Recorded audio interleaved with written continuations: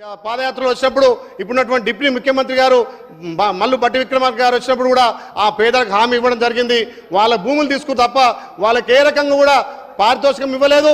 గతంలో కాంగ్రెస్ పార్టీ పంచినటువంటి పేద భూములు కూడా ఆ ఎండోమెంట్ అక్కడ తీసుకొని గత ప్రభుత్వం తీసుకొని ఏ రకంగా వాళ్లకు పారితోషికం ఇవ్వాలి అధ్యక్ష, దాన్ని కూడా మనం స్పందించి ఆ పేదలకు న్యాయం చేయాలని కోరుతూ, అదేవిధంగా రాష్ట్రంలో కాలువని అర్చకులం పోస్టులు నింపి కొమ్రవెల్లి దేవస్థానం ఆనవాయితీగా గొల్లకుర్మలకు వస్తుంది అధ్యక్ష. ఆ చైర్మన్ కూడా దయచేసి గొల్లకుర్మ చేయాల్సిందిగా మీ ద్వారా ప్రభుత్వాన్ని వేడుకుంటూ, అదేవిధంగా యారుట మీదకి బస్సులు పోతాయి అధ్యక్ష. మన రాష్ట్రంలో తెలంగాణ మహిళలను గౌరవించి మన రాష్ట్ర ప్రభుత్వం ఉచితంగా మహిళలకు ఆర్టీసీ సౌకర్యం ఇస్తున్నాం. కానీ కొండపైన ఆర్టీసీలు ఓన్లీ దేవస్థానం వాళ్ళతో తీసుకుపోతారు. కాబట్టి ఏదైతే రాష్ట్ర వ్యాప్తంగా మహిళలకు మనం ఉచిత సౌకర్యం కల్పిస్తున్నామో కొండపైకి అదే గవర్నమెంట్తోనే మహిళలకు ఉచిత సౌకర్యం కల్పించి ఆ దేవస్థానం ఆదాయానికి అభివృద్ధి చేయాలని చెప్పి మీ ద్వారా కోరుతున్నా. అదేవిధంగా అధ్యక్ష, మా ఆలయ నియోజకవర్గం తాగునీరు కానీ సాగునీరుకు నోచుకోలే. గత ప్రభుత్వం నవాపేట రిజర్వాయరు ఎల్లాక మా యశస్విని రెడ్డి చెప్పినట్టుగా దేవాలయ ఎత్తిపోత ద్వారా ఆర్ఎస్ గన్పూర్ మెయిన్ కెనాల్ నుంచి నవాపేటకు గోదావరి నీళ్ళు వస్తున్నాయి అధ్యక్ష. అక్కడ నుండి గుండాలకు 30 కిలోమీటర్ ద్వారా ఓన్లీ 0.5 టీఎంసీ ఇస్తే 50,400 ఎకరాలు నీరంతుంది అధ్యక్ష ఎకరాలకు. కానీ ఆర్ఎస్ గన్పూర్ మెయిన్ కెనాల్ గతంలో వరదలు దెబ్బతినడం వల్ల నవాపేటకు నీళ్ళు రాని పరిస్థితి అధ్యక్ష. కాలువ మరమ్మతుల కోసం ఒక 160 కోట్లు ఇస్తే అక్కడ 50,400 ఎకరాలు సస్యశ్యామలం అధ్యక్ష. అదే కాకుండా ఇక్కడ మా ఆలయ నియోజకవర్గానికి రాజపేట మండలం తపాష్పల్లి కాంగ్రెస్ పట్టినటువంటి ప్రాజెక్టు గతంలో ఇరిగేషన్ మంత్రి ఉన్నటువంటి తన్నీర్ హరీష్ రావు గారు అధికారంతో అక్కడ తపాష్పల్లి మాకు రాజపేటకు 30 కిలోమీటర్ ఉంటే 2 తాడ్చెట్ల లోతుతోటి తపాష్పల్లి నీళ్ళు తీసుకొని సిద్దిపేట సస్యావనం చేసుకుని తప్ప మా ఆలయను మొత్తం పూర్తిగా అరెస్ట్ చేసి తపాష్పల్లి మాకు వచ్చేది ఉన్నా కానీ అక్కడ తరలించకపోయిండు.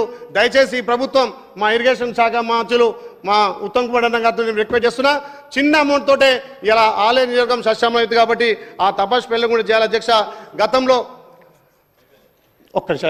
గతంలో కాళేశ్వరం గొప్పగా చేస్తున్నాం, కాళేశ్వరం ద్వారా సస్యావనం అయితే అని చెప్పి కాళేశ్వరం 10వ ప్యాకేజ్ నుంచి ఇలా బసవాపురం తీసుకొచ్చారు అధ్యక్ష. ఆ బసవాపురం భూములు మునిగేది మా ఎస్టీ తండాలే. కానీ 1 ఎకరం కూడా మా ఆలయ ప్రాంతానికి అక్కరాదు. ఏమున్నది నింటే సూర్యాపేట అక్కడ వాళ్ళకు జగదీశ్వరుడు అన్నకే పోతే తప్ప మాకు అక్కరొచ్చేది కాదు. భూములు మేము నష్టపోతాం. ఆ తపాష్పల్లి గద్దమల్ల ప్రాజెక్టుకు కనీసం 5 కిలోమీటర్ ఉంటుంది అధ్యక్ష.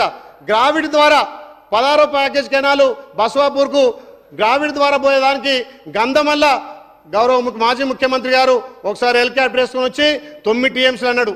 మళ్ళీ దాన్ని క్యాన్సిల్ చేసి 4 టీఎంసీలు అన్నాడు. కనీసం 4 తట్ల మట్టి కూడా తీయాలి అధ్యక్ష.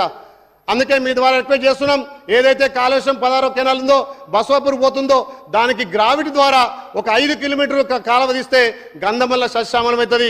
ఒక టీఎంసీ నరనా లేకపోతే 2 టీఎంసీలా ఇస్తే గంధమల్ల అక్కడ ఉన్నటువంటి చుట్టూ 10 మండలాలు ఆలయ నియోజక మండలాలు మోత్కూరు దాకా సస్యశ్యామలం అవుతాం. కాబట్టి మీ ద్వారా కోరుకుంటాం అధ్యక్ష, దయచేసి ఆ గంధమల్ల ప్రాజెక్టును పెట్టాలి. అదేవిధంగా మిషన్ భగీరథ జనగాము ఆలేరు భువనగిరి చుక్క నీరు మిషన్ దగ్గర రాదు. 1,00,000 కేటాయిస్తారు, 50% రావు. మా గౌరవ మంత్రి ఆర్ఎన్ మంత్రి కోమటిరెడ్డి వెంకరెడ్డి గారి సహకారంతో ఏదైతే మిగిలిపోయిన 16 కిలోమీటర్ల పైప్ లైన్ను ఎంబడిపడి 210 కోట్లు శాంక్షన్ చేస్తే ఇలా మిషన్ భగీరథ అవుతుంది అధ్యక్ష. గత మిషన్ భగీరథ కూడా మా ఆలేరు భువనగిరి జనగాము 3 మండలాలు ఎడారైనాయి. అదేవిధంగా మా ఆలేరు 8 మండలాలు పెద్ద మండలాలు అధ్యక్ష. మా ఆలేరు కూడా మా గౌరవ రెవెన్యూ మంత్రి గారిని కోరుతున్నా, రెవెన్యూ మంత్రి గారు కోరుతున్నా ఒక రెవెన్యూ డివిజన్ కావాలి.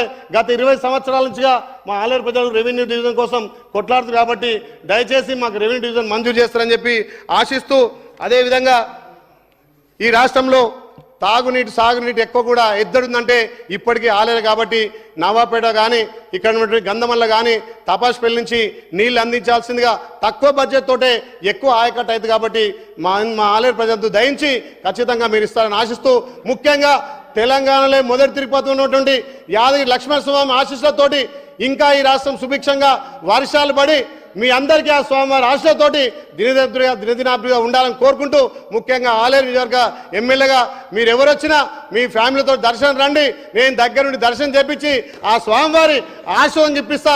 మాది వెనుకబడ్డ ప్రాంతం మా ఆలేరు కాబట్టి దయచేసి ఆలేరుని అభివృద్ధి చేయాలని కోరుకుంటూ ఇంకా మా ఎండోమెంట్ మంత్రి గారు మా అక్క సురేఖకు ఒక చిన్న మనవి, ఏదైతే 14 సంవత్సరాల నుంచి అక్కడ అర్చకులు కానీ అక్కడ ఉద్యోగులు కానీ ఎక్కడ ట్రాన్స్ఫర్లు ఈ మధ్యలో ట్రాన్స్ఫర్లు అవుతుందని చెప్పి ఊకే వచ్చి భద్రత దొరక ఇప్పుడు ఎందుకంటే ఈ విద్యా సమయంలో ఇప్పుడు సగంకి వచ్చింది కాబట్టి దయచేసి ఒక 6 నెలల వరకు వాళ్ళకి ఎలాంటివి ట్రాన్స్ఫర్ లేకుండా నెక్స్ట్ విద్యా సంవత్సరానికి ట్రాన్స్ఫర్లు ఇస్తే అది కూడా ఏమన్నా కరప్షన్ చేస్తే వాళ్ళని తీసేసిన ఏం ఇబ్బంది లేదు. కానీ అక్కడ అర్చకులు మా ఉద్యోగస్తులు మంచిగా గుడిని అభివృద్ధి చేస్తున్నారు, వచ్చే భక్తులకు అన్ని విధాల సౌకర్యాలు ఇచ్చి చేస్తున్నారు కాబట్టి దాని మీద మా గౌరవ మంత్రి గారు చెప్పాల్సిందిగా కోరుకుంటూ ఈ అవకాశం ఇచ్చే మీ అందరికీ మరొకసారి ధన్యవాదాలు.